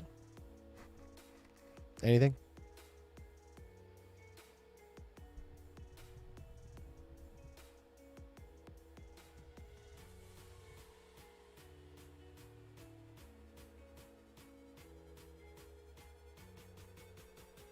Yes, no, maybe so. Brooke said, I appreciate the stream. Feel better already. About to dip soon. Well, it's looking like we're all about to dip soon, sir. And I'm glad I could help you feel better tonight, man. That's part of why I do this, honestly. It's like, I want this community to be an escape for people. So I'm glad I could help you out, man. I'm very glad. All right, y'all. If that's it, I'm going to go ahead and dip the fuck out, too. Brooke says, yeah, shit happens. Just got to learn to move forward. Live and learn. Yep. Yeah. I mean, that's it. That's it. Brooke says, have a great evening, all you too, brother. Yeah, I'm going to go ahead and dip out too, y'all. Looks like we've pretty much talked it all out at this point, unless someone's got something. Hope y'all enjoyed the stream. If you didn't hit like on your way in, hit it on your way out. If you're lurking and you are not a subscriber, please hit that subscribe button and hit that notification bell so you know anytime I drop a video or go live like I am currently. And, yeah, if you're catching this on the replay, first of all, thanks for hanging out the whole time, and drop some comments. Let me know what you thought about what we talked about tonight. Wow, that was a really crappy sentence. Sorry about that. But yeah, give me your thoughts in the comments. There we go. Yeah, what do you think about the Echo reviews? What do you think about Sean Gunn being Maxwell Lord? What do you think about the Jonathan Majors situation? David B says, have you ever thought of which actors you would like in a new Stargate? No, but I really, really should. You got any ideas? I would love to hear what you think. Well, first of all, do we want new? We need new characters. So, but yeah, no, I haven't. I really should though. There's some dope ass actors out there I think could do really good on that show. Faux show. I do need to give that some thought. Thanks for bringing that up, David. Maybe I'll make that a video idea too. Yeah. All right. But anyway, yes, if you are not already a subscriber, please subscribe, hit that notification bell so you know when I do my stuff. I hope you all have fun tonight. I feel like this is a pretty damn good stream. I think we had a good conversation. I had fun. I hope you did too. And enjoy the rest of your weekend. And I will see you all next week in a video at least, because I definitely will be dropping at least one video next week for sure. You guys can start counting on at least one video a week from me. For sure. And it might only just be one, because I plan on taking more time with them. Trying to work the thumbnails better, trying to write better scripts. You know, make better videos in general, that kind of stuff. So, yeah. Just trying to do better for you guys. And for myself, honestly. Trying to do better for all of us and the community in general. Jensen Ackles. Oh, I would love Jensen Ackles in Stargate, bro. I would love Jensen Ackles in pretty much anything. I want him to be the new Batman.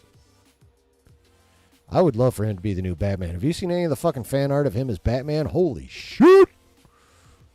That would be sick.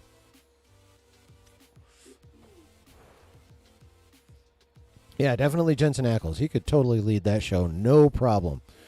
He's perfect to play someone military-like. Yeah, he could definitely be, you know, the new O'Neill. Or what have you. Not actually O'Neill, but the new O'Neill type, you know? The squad leader, the badass. And he's pretty good at wisecracking, too. So, yeah, I like that. That's a good choice, David. I like that a lot. All right. I have fun, guys. I hope you did, too. Again, likes, subscriptions, come back in on the replay, drop comments. If you have any later thoughts, and if you're just now finishing up the replay, let me know what you think about everything we talked about tonight, please. And like I always say, there's always a good time to be had when you're chilling in the basement. Have a good night, y'all.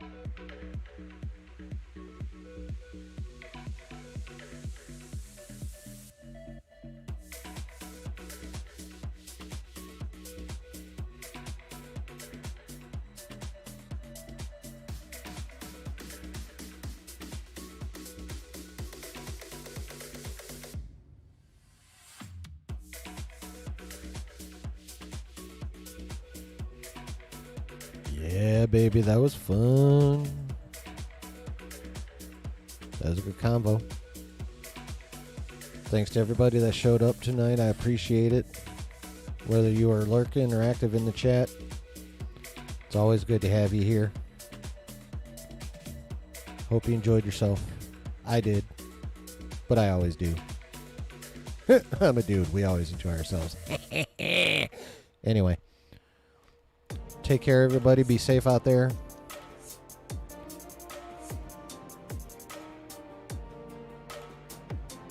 Enjoy the rest of your weekend. We'll see you next time. Much love.